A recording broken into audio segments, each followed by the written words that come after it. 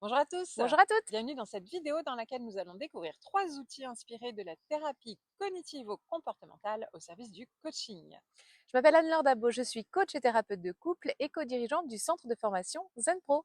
Cécile Neville, psychologue et coach, et donc à la fois je fais de la thérapie, à la fois du coaching. Et aujourd'hui justement on va voir un petit peu le lien entre des outils issus de thérapie au service du coaching. En thérapie, une des approches les plus traditionnelles, c'est ce qu'on appelle la thérapie cognitivo-comportementale, qu'on résume souvent sous forme de TCC. Donc on dira TCC sera plus rapide pour la suite de la vidéo. Donc les TCC, thérapie cognitivo pour Le, cognitif, les pensées, le cerveau, et comportemental pour les le comportements. comportement, les actions. Donc voilà, à quoi ça correspond, qu'est-ce qu'on fait en thérapie cognitivo-comportementale? On étudie peut-être les comportements justement qui sont liés à nos pensées, qui sont liés à nos réflexions. Du type par exemple, j'ai les personnes qui sont dit qu'elles ont des TOC par Oui. exemple, Mm. qu'elles vont passer beaucoup de temps à refermer les portes pour être sûres que la porte est fermée, Se laver les se mains. laver les mains en permanence. On est dans les tics et les tocs. Alors là, on est vraiment dans des extrêmes, mais il y a aussi le comportement, Courant, par ouais. exemple, de prendre une cigarette quand on est stressé. C'est du C'est ça. comportement, Des ça. réflexes en fait, automatiques, des comportements Exactement. automatiques. Je vais manger parce que je me sens seule ou je m'ennuie. À Là telle aussi, on est heure, dans il le y a comportement. tel repas. Mmh, Ouais. Ça peut être des habitudes saines et c'est OK. Par contre, là où ça devient intéressant, c'est quand on est à l'analyse des comportements qui sont plutôt destructeurs, nuisibles ou négatifs quoi, pour nous, qui sont malsains. Et donc là, dans ce cas-là, une thérapie cognitivo-comportementale va aider à identifier mmh, déjà mmh. tout ce qu'on vient de dire, parce que les gens, des fois, n'en ont pas conscience, pour pouvoir parfois s'en libérer, surpasser ou les transformer en comportements plus sains pour la personne. Et pour ça passe souvent justement par l'analyse des pensées qui sont associées. Donc ça peut être un travail que sur le comportement ou un travail sur les pensées et le comportement. Et à l'inverse, on peut travailler essentiellement que sur les pensées, parce que les pensées vont influencer tous les comportements, toutes les émotions. Et donc là, on est vraiment sur le travail du cognitif, des cognitions, c'est les pensées d'une personne. Et donc on va Voilà l'accompagner. ce que j'ai trouvé. Le téléphone nous parle.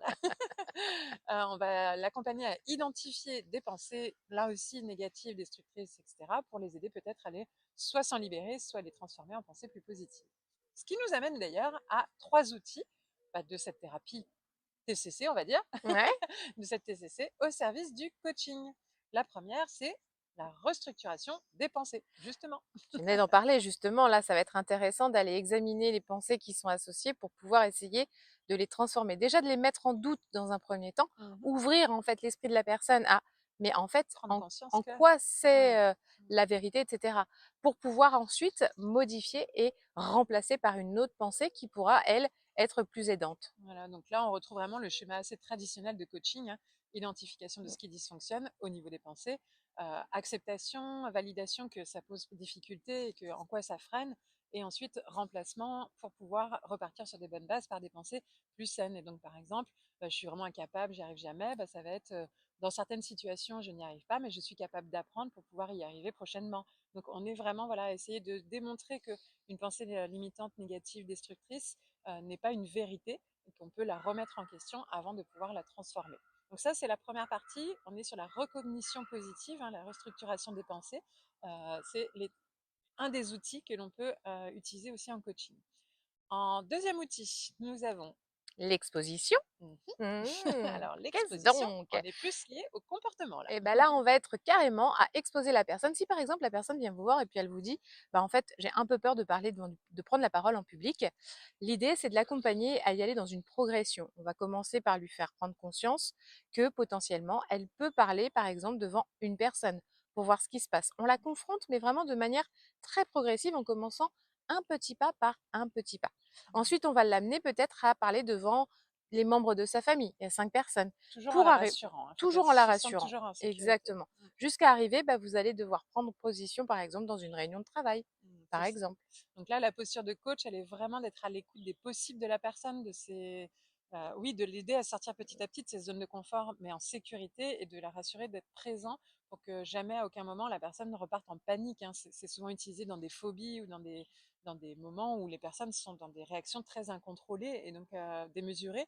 Donc il faut vraiment y aller progressivement. Il ne faut surtout pas s'imaginer ce qu'elle pourrait ressentir, mais il faut au contraire lui faire tester et voir avec quoi elle revient, comment elle s'est sentie, et voir à quel rythme on peut aller. Peut-être que certaines iront plus vite que d'autres et c'est OK, mais il faut vraiment s'adapter à la personne. Et donc, troisième outil, ça va être tout ce qui va être renforcement positif, parce que c'est aussi intéressant. Pour l'instant, on parlait de ce qui dysfonctionne au niveau des pensées pour les transformer, ce qui dysfonctionne au niveau du comportement pour s'en libérer. Mais là aussi, c'est de l'identification de ce qui fonctionne déjà bien. Et les gens n'en ont pas toujours conscience. Donc, leur force au niveau des pensées et leur force au niveau de leur comportement. Donc, renforcement positif cognitif et renforcement comportemental positif. Bon, bah là, vous l'aurez compris, on identifie, on renforce, on valorise, on les fait répéter et on les accompagne au fait qu'ils puissent les réutiliser et s'appuyer dessus, et notamment en coaching, au service de l'objectif pour lequel ils sont venus dans vos séances. Là, ça nous donne des ressources internes de la personne au service de leur objectif. Alors bien évidemment, tout ça c'est super chouette, mais vous pouvez également, parce que tout ce qu'on a donné là, ça se rapproche un peu aussi de la PNL. Oui, c'est ça, c'est ce Et que je me n'hésitez disais pas à aller aussi. voir sur le catalogue, si ça vous Les centres de intéresse et d'aller plus formation. loin, du centre de formation Zen Pro, sur les essentiels de la PNL. Il y a des tas d'outils qui pourraient vous être Oui, très utiles pour carrément. les accompagnements. En attendant, vous pouvez toujours nous suivre, liker, Vous vous abonner abonner et nous retrouver dans le groupe gratuit Facebook des de coachs coach. inspirants et épanouis. Voilà, à très À bientôt. très bientôt. Bye. Et Zen Pro, c'est bien plus que ça. C'est aussi un centre de formation sur lequel vous allez pouvoir retrouver une formation pour devenir coach et encore d'autres, des tas de formations pour découvrir des outils d'accompagnement. Des formations pour vous spécialiser en tant que coach pour enfants, pour ados ou pour parents, et puis aussi des outils comme la PNL, l'analyse transactionnelle ou la psychologie positive qui est notre spécialité. Mais déjà, nous sommes heureuses de pouvoir vous offrir un échantillon. Une formation spécialement conçue pour vous, 3 outils d'intelligence émotionnelle à utiliser dans le cadre de vos accompagnements individuels ou de groupe que vous allez avoir offerts et à tester rien que pour vous. Vous allez pouvoir voir si du coup nos formations vous conviennent, si le format est adapté.